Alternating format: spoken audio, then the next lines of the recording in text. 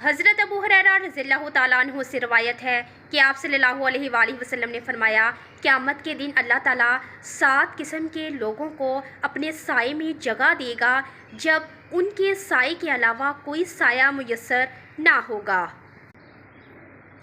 انصاف کرنے والا حکمران، ایسا نوجوان جو اللہ تعالیٰ کی عبادت میں پروان چڑھے، وہ شخص جس کا دل مسجد میں اٹکا ہوا ہو، اور وہ لوگ جو اللہ تعالیٰ کے لیے دوستی کریں، اللہ تعالیٰ کے لیے جمع ہوں اور جدا بھی اللہ تعالیٰ کے لیے ہوں، اور وہ شخص جس کو کسی عورت کی طرف سے برائی کی دعوت دی جائے اور وہ اسے کہہ دے کہ میں اللہ سے ڈرتا ہوں، اور پوشیدہ طور پر صدقہ دینے والا ایسا شخص جس کے بائیں ہاتھ کو بھی پتہ نہ چلے کہ اس کے دائیں ہاتھ نے کیا خرچ کیا ہے، اور ایسا شخص جو اللہ تعالیٰ کو تنہائی میں یاد کرے اور اللہ تعالیٰ کا ذکر کرتے کرتے اس کی آنکھوں سے آنسو جاری ہو جائیں۔